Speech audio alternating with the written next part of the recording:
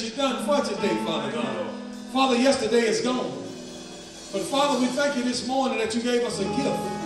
You gave us a present this morning, Father God, that you didn't give us on yesterday. But Father, you're present with us today. But Lord, we just want to say thank you, Lord. Lord, as we come in here today, Father God, whatever is ailing us today, Father, we ask that you remove it and release it. Father God, let us praise you unconditional. Lord, let we just shout glory unto your name, Father God. Lord, we thank you, Father God. Father, while we were burdened down on yesterday, Father, the burden has been removed, Father God. Father God, while we would have problems on our mind on yesterday, Father God, the problems are not there anymore. So, Lord, we just want to say thank you, God. Lord, we're thanking you right now, Father God. Father, we're praising you for the magnificent way, Father God. But, Father God, they told us this is the supernatural. Father God, the Spirit is in this place today. Father God, let us glorify your name. But Father, we just want to say thank you. Lord, I thank you for every individual that is here today, Father God. Father God, everybody came for something different, but Father, they came to the same place. Because Father, they say you give us what we ask for. And Lord, we're just asking today, Father God, just to fill us with your Holy Spirit. Lord, rain down on us today. Lord, as we continue to praise you, Father God, as the shepherd come in this place, Father God, continue to encamp your angels all around him, Father God. Father God, continue to just pour down your spirit into him, Father God, where he's able to feed your sheep, Father. Lord, we say thank you. Lord, we're praising you right now, Father God, for a shepherd like no other. Father God, we thank you that you've given us a true leader, Father God. A man that leads by example, Father God. A man that doesn't have a problem with dying himself, that he elevates you up, Father. So, Lord, we just say thank you this morning. Lord, I'm thanking you for his first half, Father God. Father, I thank you for his first lady, Father God. Lord, I thank you that she continues to be strengthened, Father God. Father God, I thank you that you continue to pour down into her life, Father God. Where she's able to receive, Father God. Father God, everybody that talks against her, Father God. Father God, it gives her more strength, Father God, to just do your will. Lord, bless the two daughters, Father God. Continue to keep them, Father God, in your perfect peace. Lord, let them continue to grow and be spiritually well-fed, Father God. Lord, we say thank you, Lord. Lord, with every family that's here this morning, Father God, bless them, Father God, far and near, Father God. Touch everybody individually, Father. Everybody came for something different, but Father, at the end of the day, we're all just praising you for your glory. The honor and the praise that you put on this place, Father. But Lord, have your way today, Father God. Church unusual, Father God. Church unusual today. Let a word be said, Father God, that will touch your people. Elevate your people, Father God. And Father, we just said thank you today, Father God. Father God, I ask that you come and you bless the young people, Father God. As they out on break, Father God, the students and the teachers, Father God, the educators, Father God, keep them in your perfect peace. Father God, keep them out of hurt, harm, and danger. But Lord, we just want to say thank you, Lord. Lord, we claim victory today, Father. Victory over everything. Victory over our enemies, Father God. Victory over our circumstances, Father God. Father God, victory over our situation. But Lord, we're just saying thank you today, Father. Father, if you don't do another thing, Father, you've already done enough. But Father, the word said we had 10,000 tongues, we couldn't thank you. But Lord, we're just praising you this morning, Father God. Thank you, Lord, for strength. Thank you, Father, for building us up, Father God. Thank you, Lord, for fixing us. Lord, we thank you that you keep us on the wheel. What a potter just continue to spin us, Father God. Mold us and shape us in the way that you would have us to go. But Father God, as we come this morning, Father God, let us not be ashamed to praise you. So you don't be ashamed to bless us. But Lord, we just say thank you this morning, Father God. As we go forth today, Father God. Church unusual. Lord, we're seeking. In Jesus' name, Father God. Amen. Hallelujah. Somebody give God praise in this place. Amen. We serve a mighty, mighty God. Amen. Amen. And every opportunity that we have, we want to make sure that we voice it, confess it, proclaim it. Amen. We want the world to know that there's no other God like our God, and that by no other God will we be saved but Jesus to get our everything, our sufficiency. So we just thank him for being everything to us on today. Hallelujah! Hallelujah! I dare you to open up your mouth today. I dare you to proclaim his mightiness in this place. Hallelujah! Thank you, Lord. We bless you, Almighty God. Thou art worthy. Hallelujah! Thank you, Jesus.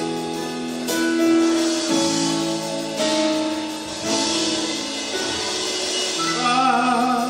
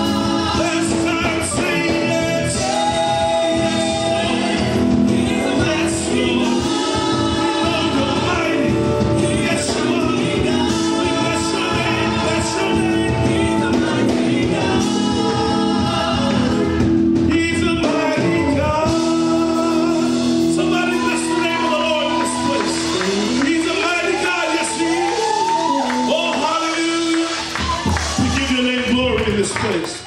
Listen, there's only one thing that we're missing. Only one thing. And that's more of God. Amen? In his giving and in his infilling is everything that we need. We can only ask for more. We have everything we need to this moment, but the next moment's not promised. So we need more God right now. Anybody need more God? Anybody need more of him? I don't know about you, but I need his presence more and more in this moment. Hallelujah. Hallelujah. So we're going to petition his presence. We're going to petition his love and his kindness. Not that he's not giving it generous, but we need more. More today. Hallelujah. Hallelujah. Hallelujah. Go with us.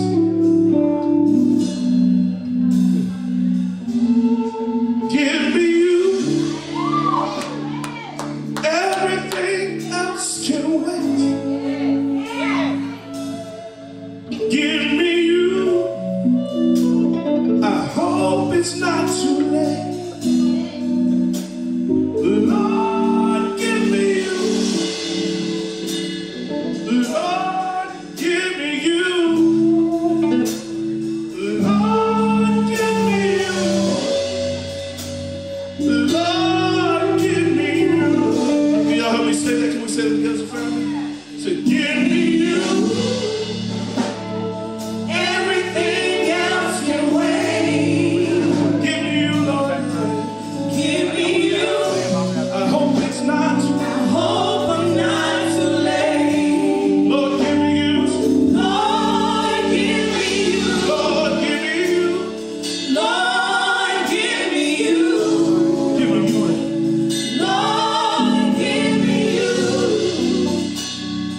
Lord, give me you. One more time, give me you. Lord, give me you. Give me you. Yeah. Everything else can wait.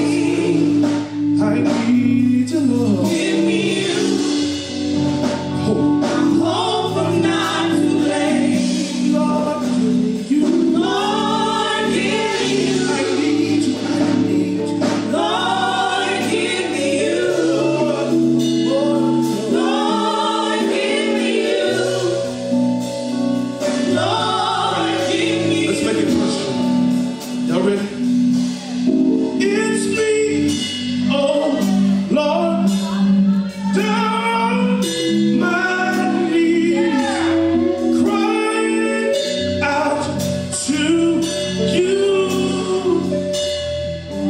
Come on, let me hear your voice. Come on. It's me, oh Lord. It's me, oh Lord.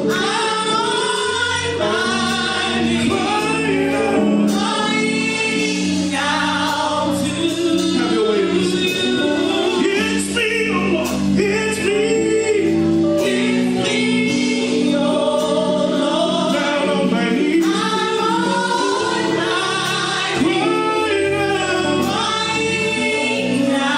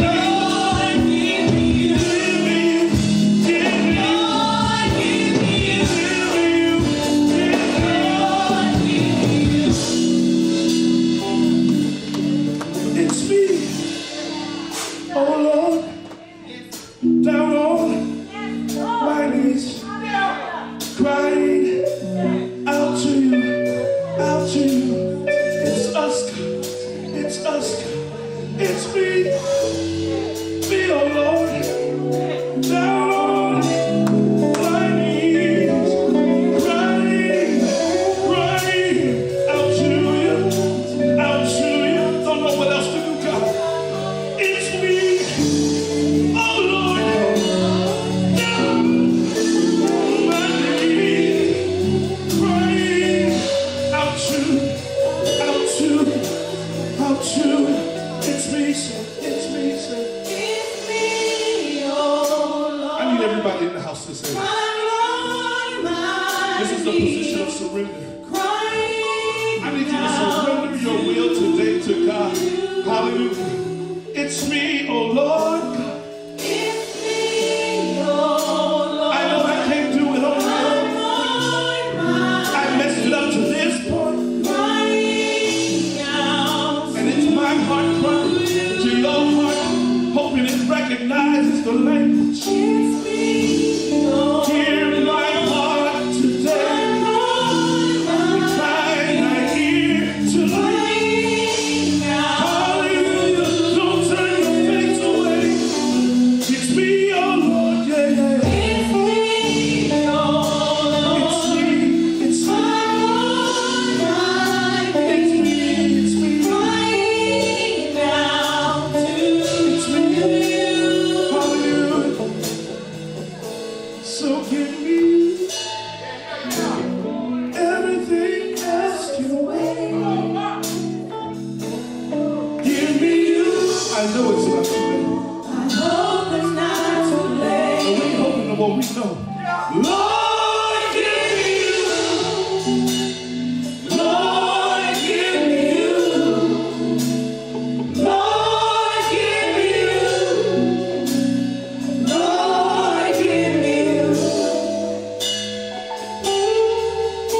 I give you right now in this moment. He says you have not because you ask not. That's what we just asked. So if you ask it, you're not ready to receive it, you do him a disservice. So position yourself spiritually. Open up your heart and your mind and make room for his influence.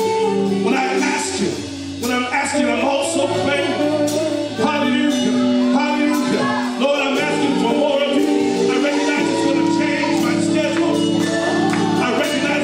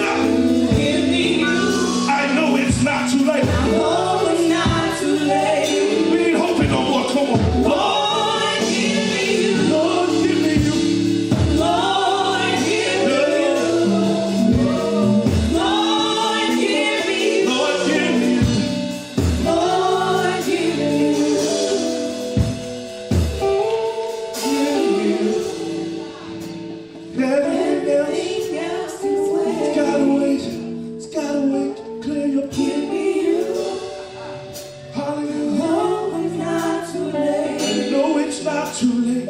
Lord, give me, Lord, give me you. Lord, give me, More of thee, oh Lord, I need. Lord, give me, Lord, give me you, yes. Lord, give me. Hallelujah. Amen. Amen. Put those hands together. Amen. If you're in the business of no excuses this morning, go ahead and put those hands together. If God has been better to you than you've been to yourself, go ahead and open your mouth this morning. Give God the best praise you can. Go ahead and you say, today I'm not going to make excuses. That's why I won't praise God. Today I'm going to find a way to get into God's presence this morning. Go ahead and open your mouth and just put your hands together and say, God, I thank you.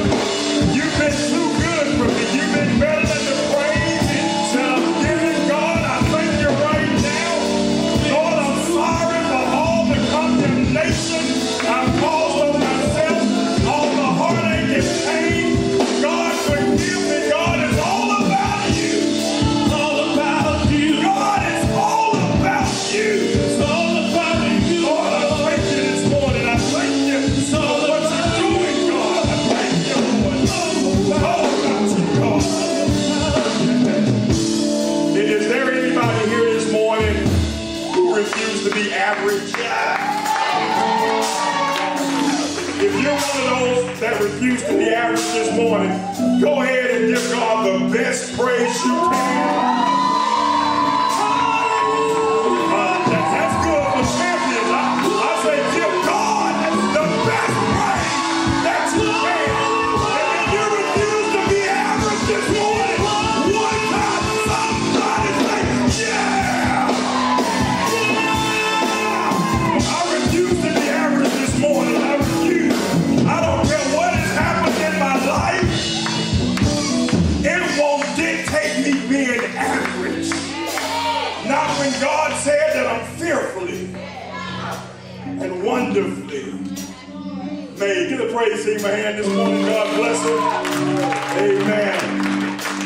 Now I'm just go ahead and tell you in advance, I'm not trying to look for people who feeling sorry for themselves this morning. I need some soldiers today. I need somebody today who say, I've been through hell, but the good thing about it is that I'm coming back. I've been down, but I'm coming up. I've been in a dark place, but God has showed me the light. I've been in hell, but I'm coming out. I'm praising God for not where I've been, but where I am going. Yeah! Is anybody going somewhere? Oh, I'm going somewhere. I'm going places. I'm going to fulfill my purpose and my destiny. I'm going places. Yes, I'm going places. I'm going. I won't make another excuse as to why I cannot. I won't make another excuse as to why I cannot be the head. Anybody tired of the gun? You tired of coming in last? You tired of being the last person picked? You tired of always being behind on your bills? You tired of never being able to close a deal? You tired of your house being in ruins? Say no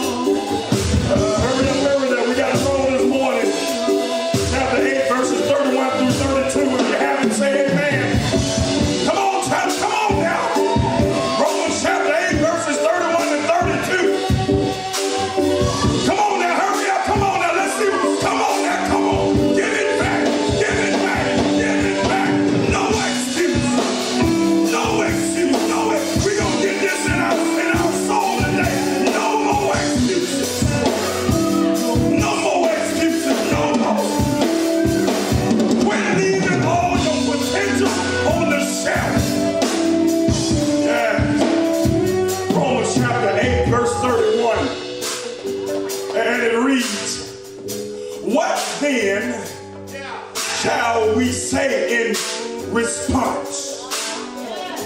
What then shall we say in response to these things?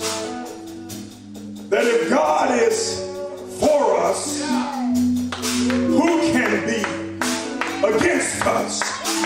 That right there lets me know that there are no excuses. Because if God be for you, who can be against you?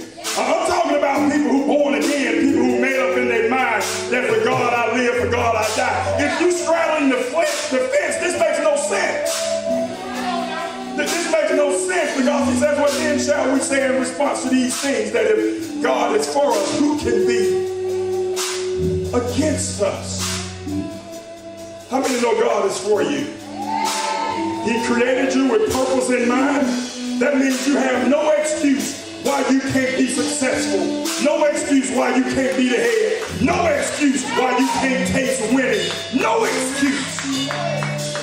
Yeah, I know it get a little hard on you, let's try. The trials come to make us strong. Verse 32 says, he who did not spare his own son, but gave him up for all of us. Oh my God. How will he not also, along with him, graciously give us all things? He gave his son up for you. Tell a neighbor, say, he gave his son up for you. Yeah, that's the wrong one. Tell somebody else and tell them he gave his son up for you. Yeah, I know you got a resume full of sin. I know you got a resume full of sin, but he gave it up for you.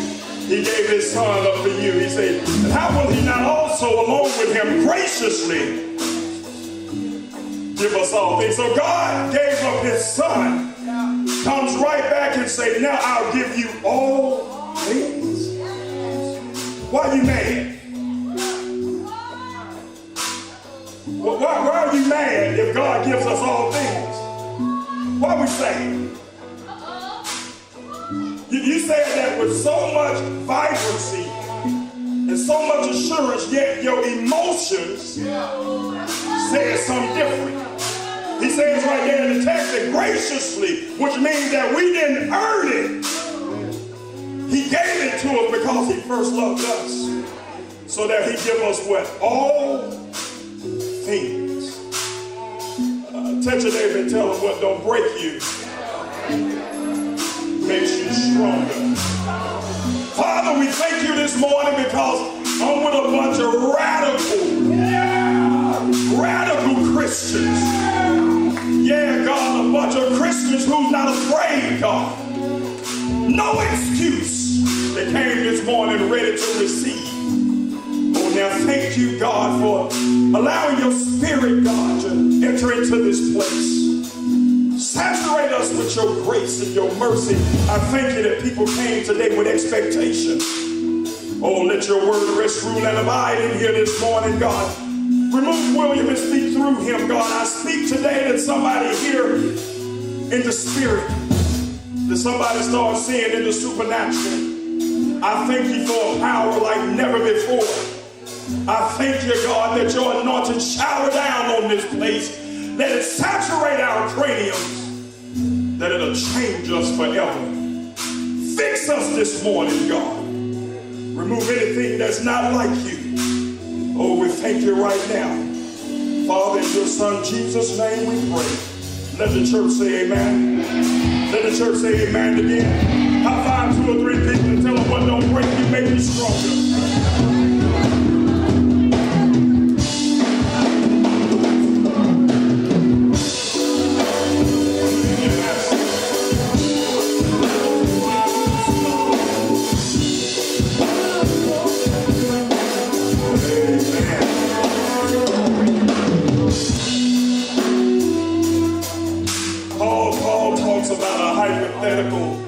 Situation here that has turned painful in the reality of the children of Israel.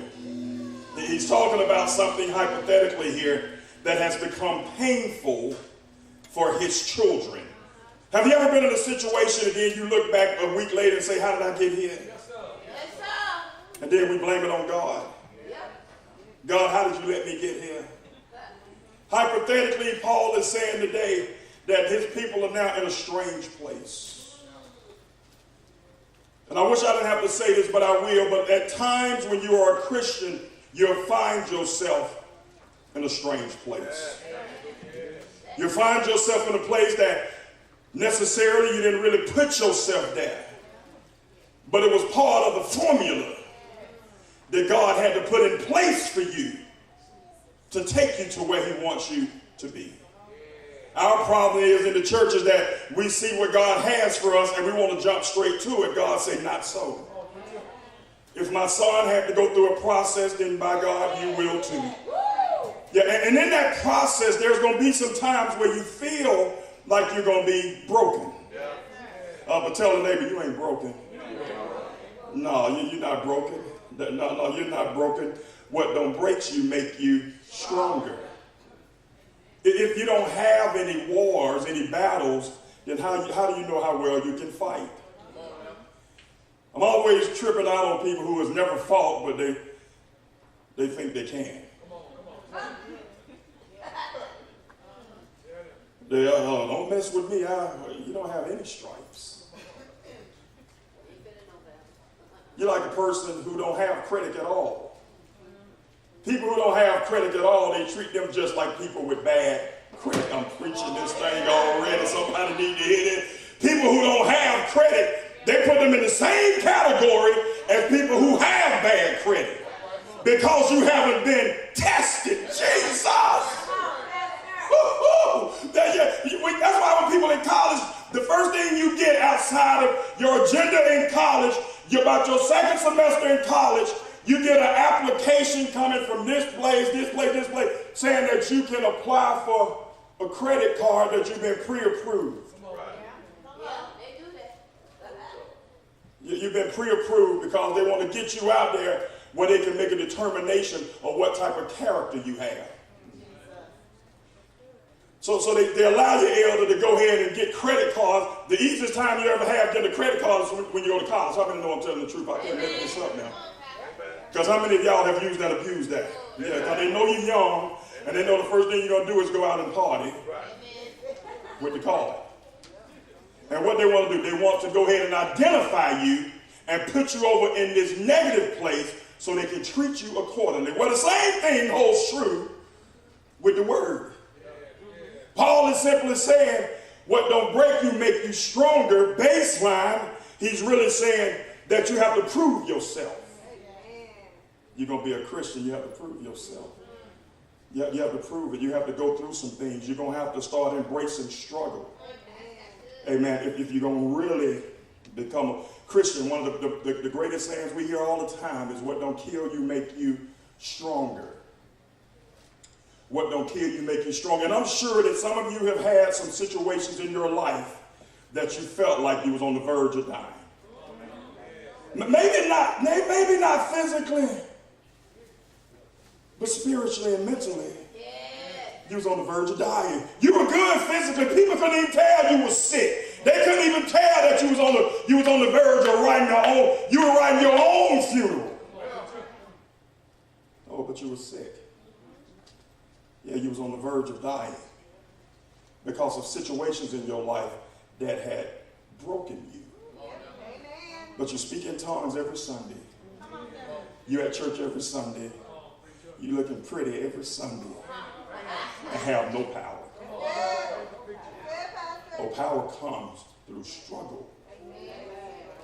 That's why I don't understand people. I'm leaving the church. Why? Why are you leaving the church when the opportunity is here for you to show God that I can endure a struggle?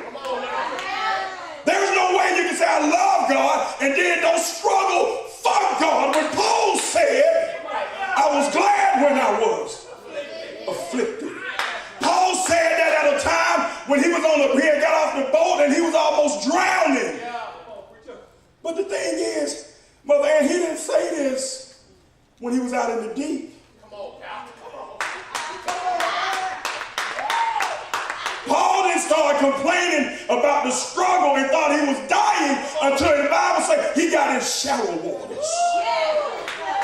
Because you'll fight for your life in the deep. It's when you get tired that you realize I want to die. I want to give up. I've been working. I paid my tithes 3 times in a row. I haven't seen the manifestations of my blessing yet. I want to die. I want to quit. I've been dating her 2 weeks. We ain't been to bed yet. I'm leaving her. Okay, I see. All right. I see.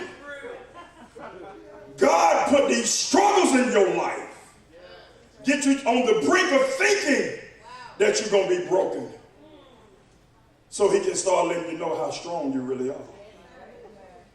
A lot of us don't really know how strong we are. You in church and you do everything in your church and can't pray a coal off somebody. Your priorities are jacked up.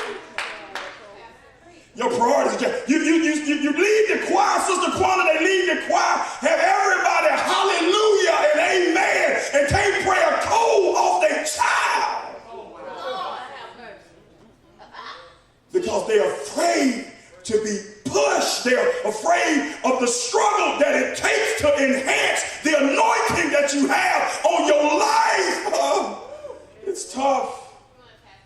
The struggle of walking Christ-like. It's tough, Dorsey. It's tough.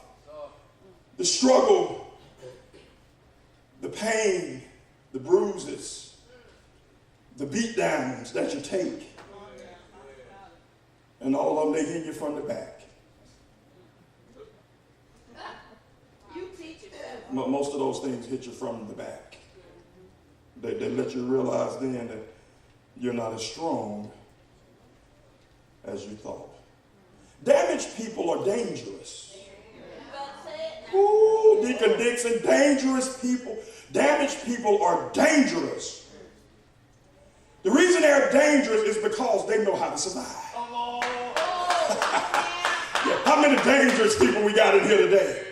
Yeah, they thought they had you. Satan thought he had killed you. He put something in your life that he thought was going to break you, but you're still standing. You got Satan looking like, I thought I had them on that one. I gave them the open-dope then. I thought I had, they still standing. But Satan don't understand that. Damaged people are dangerous, Jesus. So stop looking around because you've been going through hell and back, and start praising God and telling people, I'm dangerous. Yeah, because I've been through something. And what I've been through, because it didn't break me, it made me stronger. I'm dangerous. Yeah, I raised my kids by myself. Yes, I was on welfare. Yes, I was on Section 8. Yes, I was getting food stamps. Yes, you had to live with your spouse, with somebody in your house, one of your parents. But that made you stronger.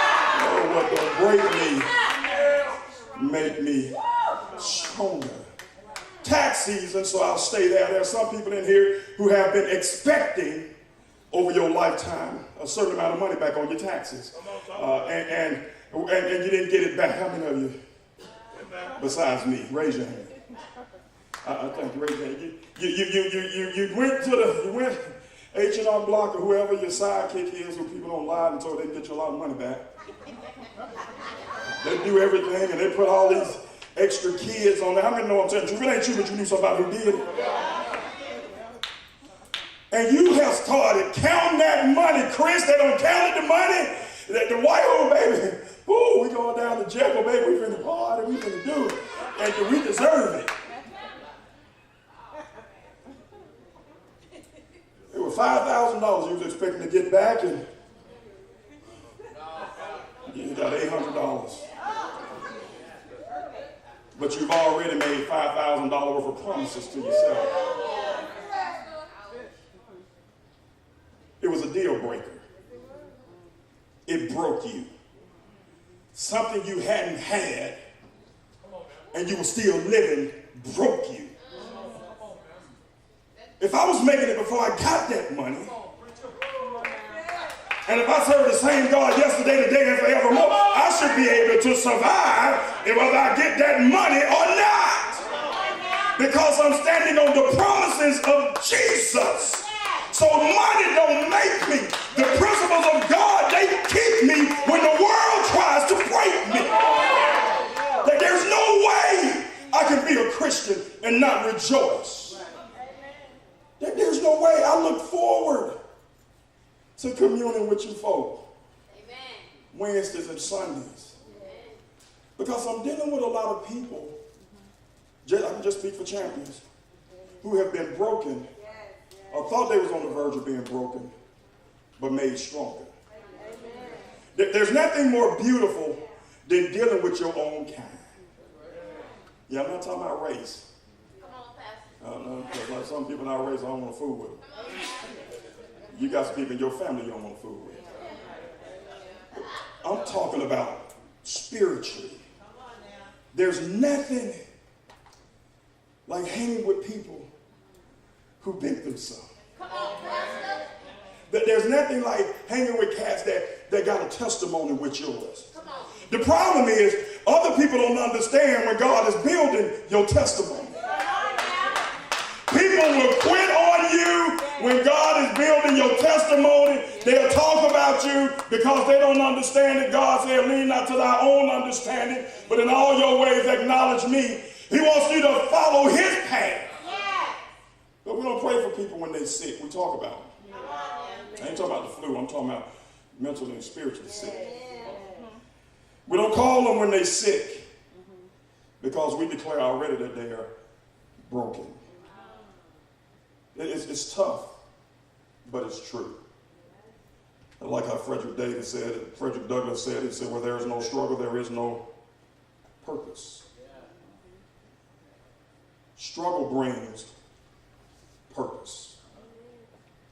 Struggle brings power. Resistance brings power. Resist the devil,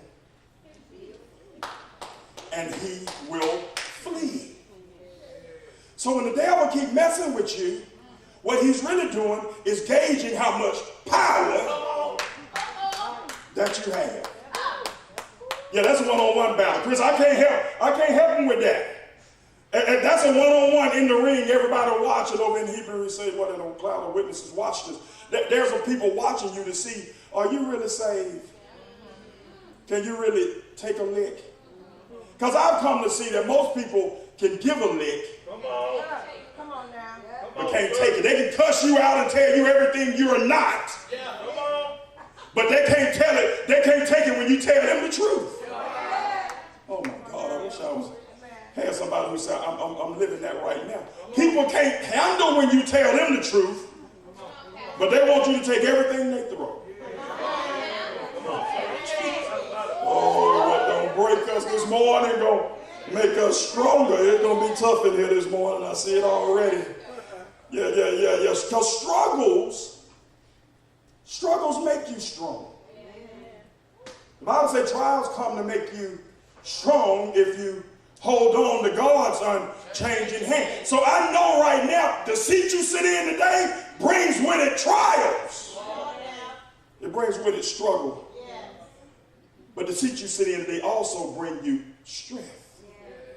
It also makes you strong. So you have to understand, there are two people watching you, God and Satan. God's watching and Satan trying to demise. He's trying to deceive. He's trying to do everything that's anti-Christ. Too many of us want everything for nothing. How many of y'all know somebody like that? Want everything for nothing. You're doing all the work, they're doing all the begging. You're doing all the work, they do all the spending. All your friends hanging with you. Yeah, you do all the work. They thank you for what you do and appreciate how they spend your money. People like that are damaging. They're damaging because you can't hang around a bunch of takers, because if you do, eventually your well will run dry. I'm talking about spiritually now. I'm moving over to spiritually now. When people take from your spirit all the time, every time you turn around, you got to pray every day. You're the one trying to see things Christ-like, and they see things in their way. That is draining. if not careful, that can try to break you.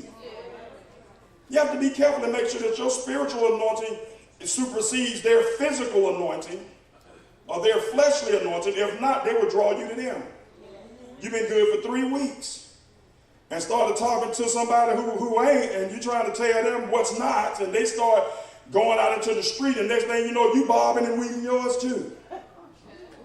You moving your head too, and they drew me to them because I wasn't strong enough, because when God provided the hurdles of struggle, I ran.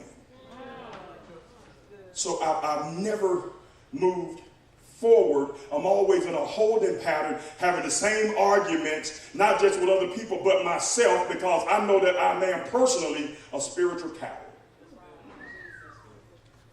I'm a spiritual coward. I don't want to admit it, but I don't want to struggle. I really don't want to admit it, but I'm really a punk. When it comes to Christ, I'm a punk. Oh, I fight somebody in the street, but I won't fight for him because I don't like the struggle.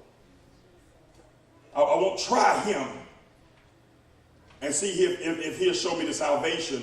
I'll try somebody else because I trust my physicalities more than my spirituality. And that puts you where you are. Same place, same thing, doing the same thing over and over again, and everything's growing except your spirit, man. But you're in the same place because you got a title. You got a title. I can't leave this job because I got a title. Say who? You ain't read your Bible. The reason I know you ain't read it because the 12 disciples, the first thing they had to do when they followed Jesus was believe. If they would have never left, their anointing would have never been increased, and they would have never had the power or the strength to do the things that God had for them. When you get to doing something too well and become too comfortable with it, do your pal a favor. Change. Time to do something different. You're in the church and you're a great parking lot attendant and you got that down where everybody know your name when they come in the park. Right here, Sammy, good, God bless you. Right over here, Theo, come on, God bless you. When everybody know your name in the parking lot, it's time to see if you can get on the usher board. But we like comfort zones because we don't have to worry about struggle. When somebody tell you, T, that they can do their job with their eyes closed, you need to tell them where you need to open them and get a new job. Because you become complacent and you're not a part of the struggle. I don't negate that you get a great grade on your performance evaluation, but spiritually, you're not growing. Trials come to make us strong. But you can't be afraid to take a hit. There's no way. Some of you are saying that it'll be great that you didn't have to do nothing. But that'll make you weak. We don't have to do anything that makes you weak. You get lazy, fat. You know, even if you don't gain weight because you have a high metabolism rate, your heart get weak. They always give me things because you're over 300 pounds, you're unhealthy. The devil is a lie. That's for everybody here who over 3. I went to my doctor a physical month ago. He said, Mr. Wynn, you are very healthy. I said, thank you.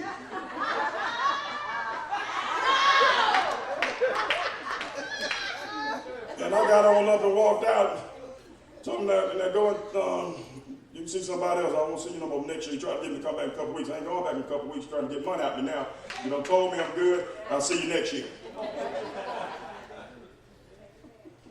When you don't have struggles, when things come in your life that should have been a struggle, but you put them off. When it's time for a new opportunity, you miss it. Because what struggle you should have went through would have prepared you for what God had for you. But we run from the struggle because we don't want to be bothered. And we miss the opportunity for the prayer that we've been praying. And he opened the window, but you didn't have enough in you to go through with it because you missed your struggle. Yeah. What happens if Daniel wasn't taken into custody with his homeboys?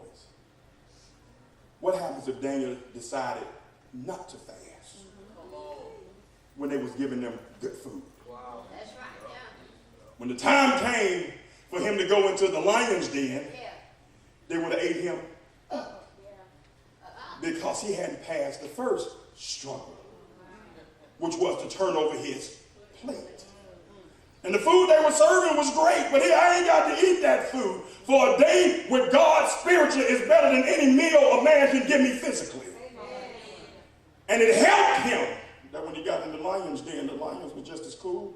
They said, we can identify with your spirit. You serve the same God we do. Come on now. Not only that, but then they didn't allow the heat to get to them. It's amazing how God do things. How one thing with God leads to the next. That's why he says we grow from faith to faith. Because one thing in God's puzzle leads to the next. He never allowed you to go through something and leave you hanging. I know it feels like it sometimes, but he never leaves you hanging. One dot leads to the next dot. He had his own 12-step program. If you just endure it, if you just go through it, if you can be consistent and committed, you'll see how God will bring you out. Oh, he'll bring you out of it, definitely. You cannot grow without struggle. You cannot develop strength without resistance, without challenging yourself. When was the last time spiritually you challenged yourself? When was the last time, just individual self-examination, you challenged yourself spiritually? Last time you read the Bible by yourself and applied it? When was the last time you dove deeper in your prayer life and stopped saying that same repetitive prayer? When is the last time you said, I'll start using God's word in my conversation with him? Which is what he asks. He wants you to speak God's language. What is God's language? The Bible. You said, God, in your word. Yeah, feet come, keep it, yes. Did you hear what he said? Did you hear? He came and claimed everything that he had lost. He claimed it back because he started using my word when he talked to me, Jesus Christ. They would have been clapping on that up in Wyoming. He gets excited when we use his word. When God, you said this, that the earth is yours and the fullness thereof, and they that dwell in. Lord, you said this. Lord, you said that no weapon formed against me shall prosper, and every tongue that rises against me shall be condemned. You said this, that you'll hide me in your bosom. You said this, that I can cast all my cares on you because you first cared for me. You said that you'll always pre-warn me before things happen. You said you'll be a shield. You said you'll be a wing. You said you'll protect me. You said you'll fight my battle. God, you said. He said, yeah. Did y'all hear? Hey, shut up, Gabriel. Did you hear what he said down there? Get that David, come here. Look what that youngster down there said. Yeah, come on, preacher. He ain't scared of the struggle no more. He understands now that I got to be with him during the struggle for him to be successful. God is with you. You can be successful. Pain is your friend. Maybe not in the moment, but for the long-term benefit. To be a stronger person, Mother Brooks, pain is your friend. Oh, it's tough. People laugh at you, talk about you. I don't go to church. That's what they say. I don't go to church. I don't do those things. You pay tithes to the preacher. You don't pay tithes to me.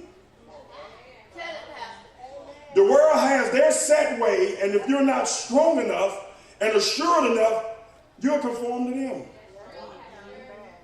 You need to start to, I pray for you. Because curses are coming upon you.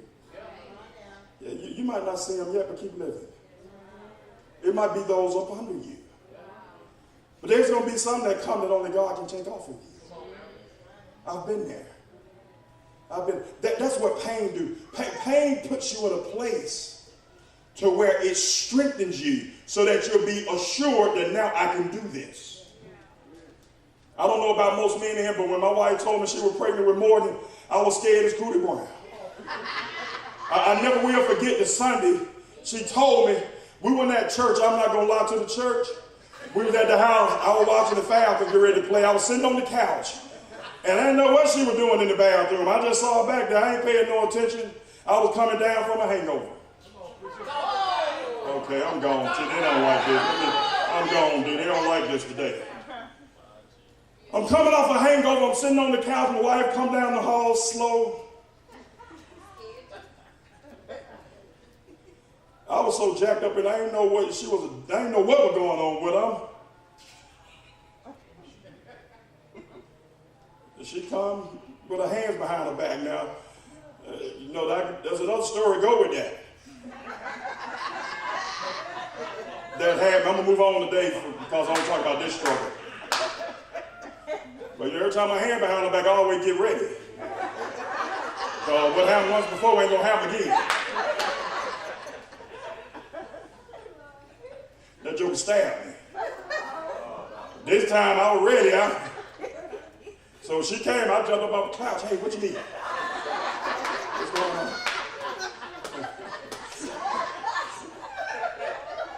Now you can get, my mama said, get me once, shame on whoever. Get me twice, shame on me.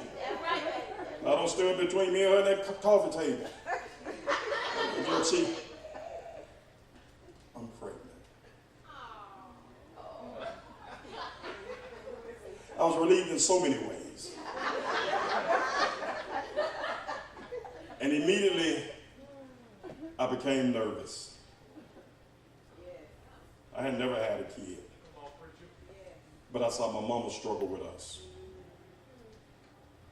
I wasn't sure I was quite ready, Marcella, for that. I was nervous. My wife was nervous. We two nervous people and it took us a while to sit down and process it. And when we called our parents, we felt better. We called my mom. She went ecstatic in the phone.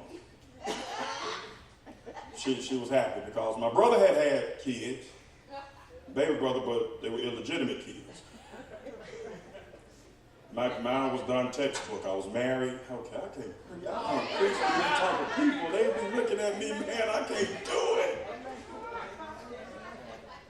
Let me talk to Chris. Deke had a kid, but Deke didn't do it the right way. Right.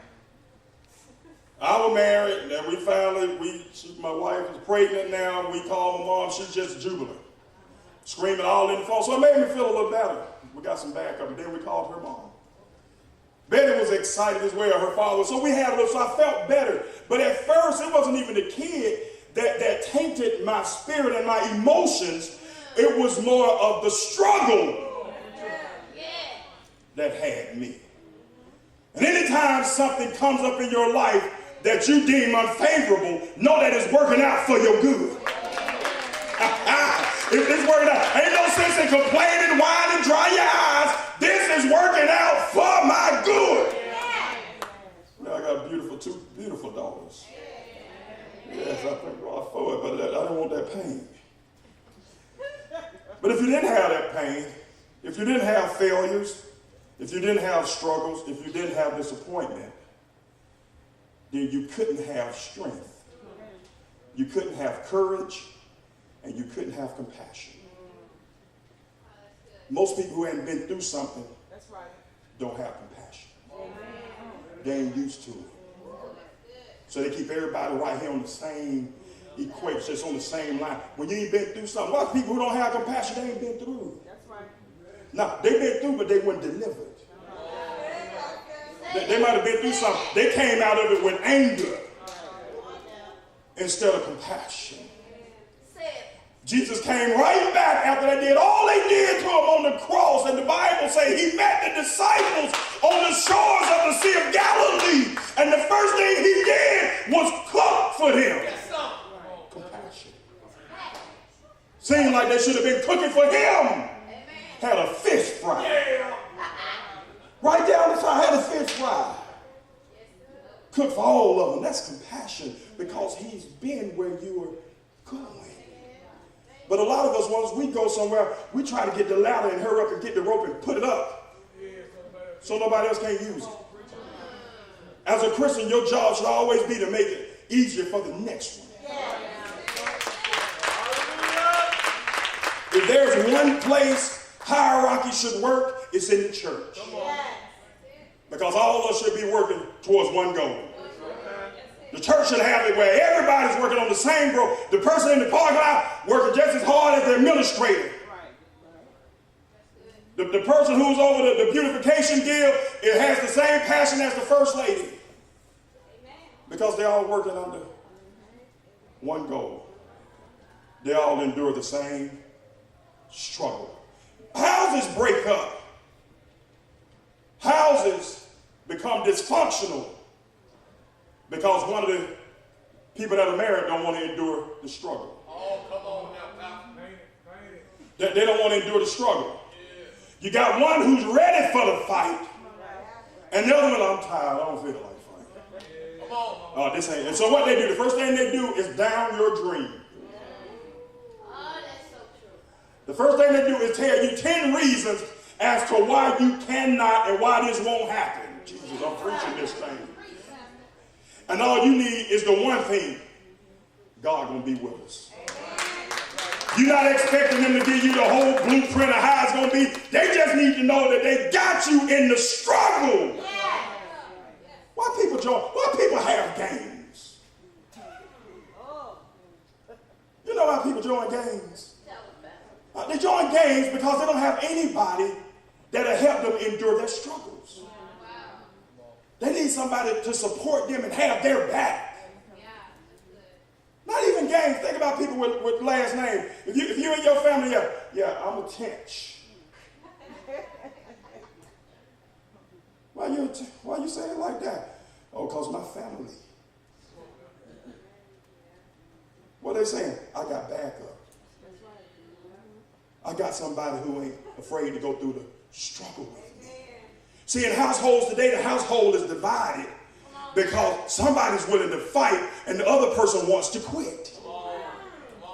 They don't want to go through the struggle with it, but they still want to obtain the devil is a lie. Yeah, tell them, ain't that free? Ain't that free? Grace came because wasn't that free?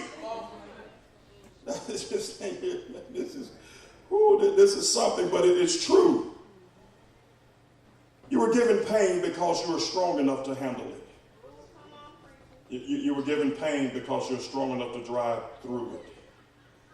You were given life because you're strong enough to drive through it. You were given life also because you were strong enough to inspire others.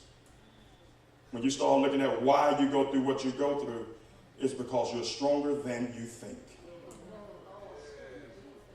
You're stronger than you think. The reason you're sitting here today is because you've survived all the challenges that have been put before you. That's why you're here. Thank you. God bless you. You survived every challenge. Now, Brother Barry, it might not have been comfortable, but you survived it. You had to deal with some naysayers, but you survived it. They called you crazy, but you survived it. You're sitting here at Champions for Christ International Ministries this morning because you have survived some things in your life. You survived some challenges. The next time a challenge comes, don't curse the sky. Don't, because we'll get there. Where we'll become so frustrated when we see no way out. We'll quit. Know that there's a reason for this season in your life. This season has come to make you stronger. It has come to make you stronger. It's teaching you patience. One of the biggest things is that it's showing other people your spirit. That's one of the main reasons you can't give up. Because other people are watching you. You have a purpose in this world. That purpose is keep going. Keep growing. Keep going. Keep growing.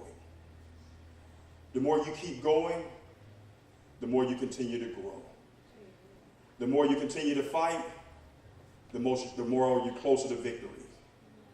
The more you continue to be determined, the much more closer you are to success. Keep going. Keep growing.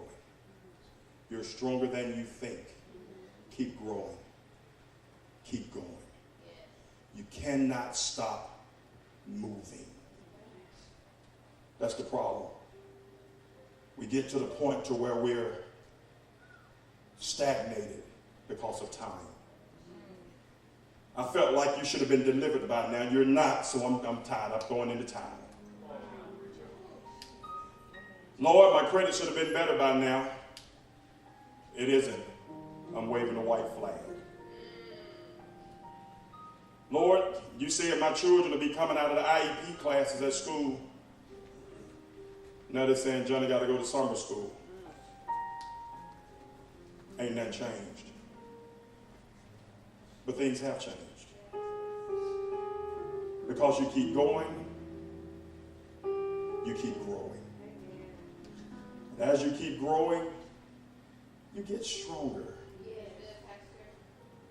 Your struggle is a part of your story. Your struggle made you the person you are today. Think about it. Think about what made you what you are today. Probably the things you hated the most. The things you hated the most are the things that helped you identify with who you really are. Those things have made you stronger. I look back over my life, and the very things I said I wouldn't do, it seemed like God said, just a matter of time.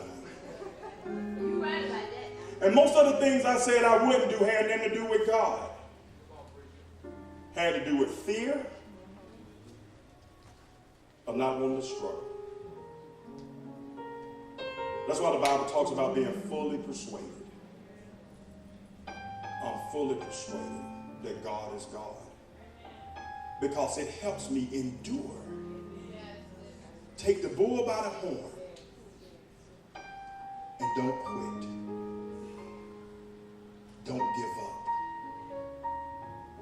Don't throw in the towel nor the flag.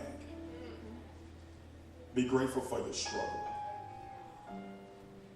Because your struggle is your gift. The main thing that we talked about with Jesus, though he had physical gifts, made the blind see, made the lame walk, turned water into wine. The main thing we talk about with Jesus is the struggle on the cross. Most people don't even talk hardly about, except at Easter, the walk to the cross. Come on, Pastor. We jump straight into the fire because we're driven by struggle. When we talk about Dr. King, I said it a couple of weeks ago, we seldom to talk about what college he went to. Most people don't even know the church he pastored before he started in civil rights. Needless to say, what city it was in. Come on, Pastor, tell me. Because it had nothing to do with the struggle. Tell me what Nelson Mandela did after he got out of jail. We don't know, Sister Diane, because we harp on people's struggle.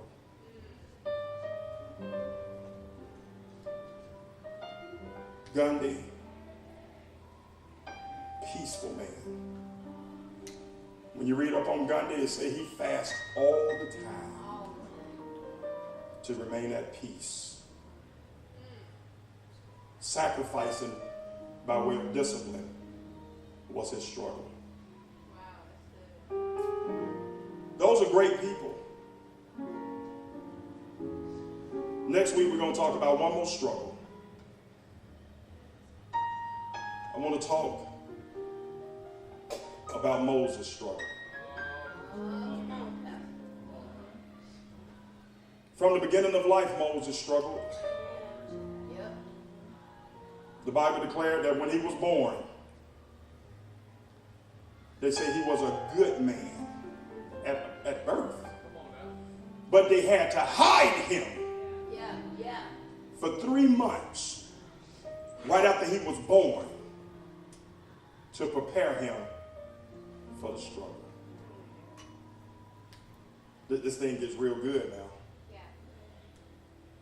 A lot of you have struggled throughout your life. And I know you blame it on your parents. You blame it on your dad and not being there. Then your mama help you and tell her what a deadbeat dad you got. And you say, well, Mom, you slept with him.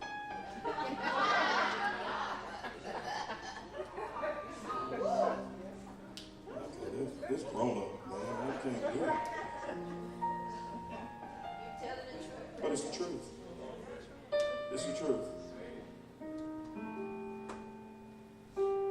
But I promise you, if you really look back over your days, because I've did it, I look back over the way I was raised, I wouldn't trade it for none of y'all lives. We didn't have much. And Christmas for us was every day. Because my mama taught us how to embrace the struggle. So I knew when my wife said, I do to me, I was rejoicing for her as well. Not that I'm cocky or arrogant, but I knew she was getting a great man. Amen. Because I've embraced the struggle. And one thing she can hang her hat on, he ain't gonna quit.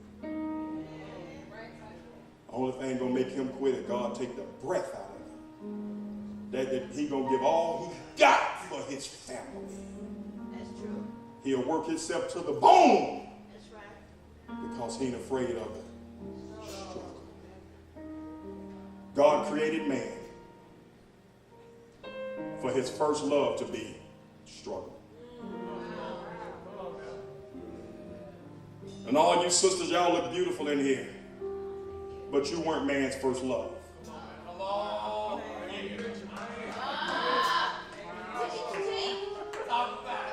The Bible says over in the book of Genesis that man's first thing, his first love, was work. God showed him his first love before he even created woman. First thing he gave him was work and dominion.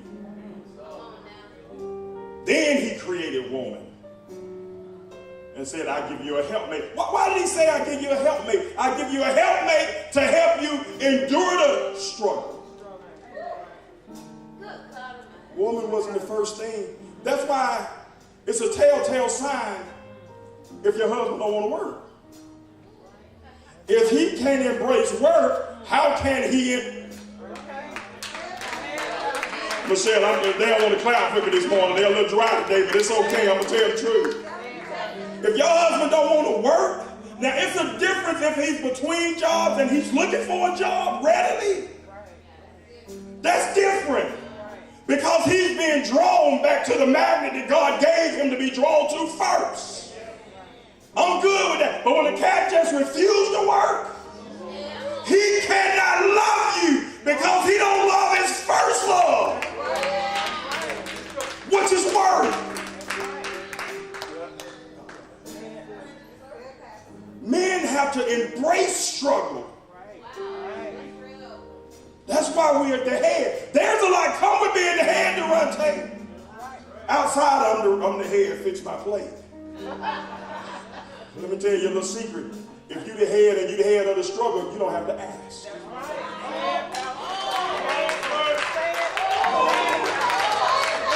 Boom! If you're the head of that struggle in your house, you don't have to ask for your plate to be made. You get home, only question you go, you hungry, you ready to eat? Because she see that you embrace the struggle. So you can't get French benefits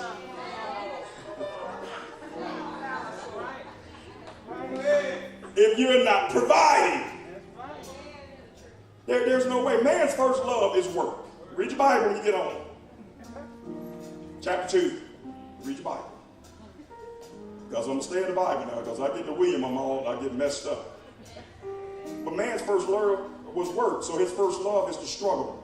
So a woman should never have to embrace all the headaches by herself.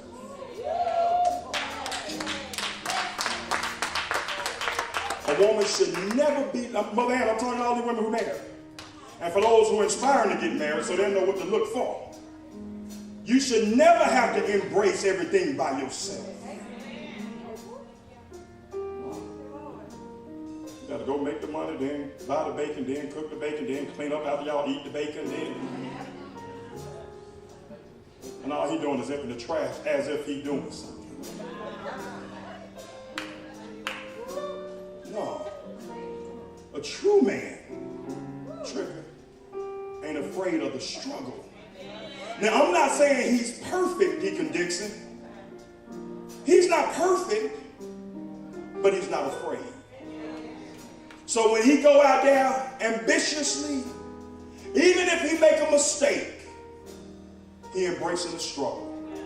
You should walk with him and say, baby, we rise together, we fall together. That's part of the beautification of struggle. That's what it is. Strong families, they endure the struggle together. Yes. When our car got repoed, I called the whole family together. I didn't even know why I was doing it until I got saved for real. I called everybody together. Yeah, Morgan, Sarah, Rita, come here. We went in Morgan's room at the house. I'll never will forget it. We looked outside, and they came at 6 in the evening. They were done. We lived in the cul-de-sac. You know everybody outside at 6 o'clock. We looked out the window. I said, I want y'all to see this. They taking the car because I didn't pay the note. I said, but it won't happen again. No lie. I turned my back, Anthony. I went back to my room, shut the door, and I cried like a baby. I had lost that struggle. But from that struggle, your boy gained strength. Not only did I gain strength, I gained the respect of my family. Even more so. They've always loved me. But I gained the respect. And my daughters started to be able to identify with what a struggle looks like. But they also got to see how a real man handles struggle. So there was a lot in there. There was a lot in that struggle. And that's just part of my testimony. I don't know yours, and it's none of my business. But this morning, if you have struggles as we stand, and if you need prayer, come to the altar. If you're a man and you're not sure where you need to be, grab your wife and say, baby, come with me. I promise you, your wife don't have no hesitation. First thing she gonna do, let's go. This will be the first struggle, lead me to the altar.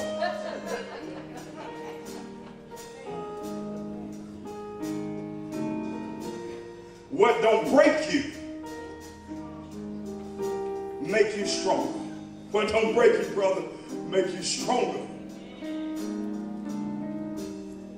The problem ain't that, First Lady, that we don't have good men. A lot of times they just don't know how. A lot of men, Diane, just need direction. We needed more men here this morning because women are falling in line. Women have no problem with falling in line. They want to be led. We need more men that'll endure the struggle for the family. I don't know what your prayer is this morning. It's none of my business, but I am here to encourage you to say whatever you need, God will provide. According to your faith, God will provide it. I'm going to ask those in the audience if you'll pray with them while the ministers pray. It don't take a long prayer. It takes a lot of belief. It takes a lot of belief with that prayer.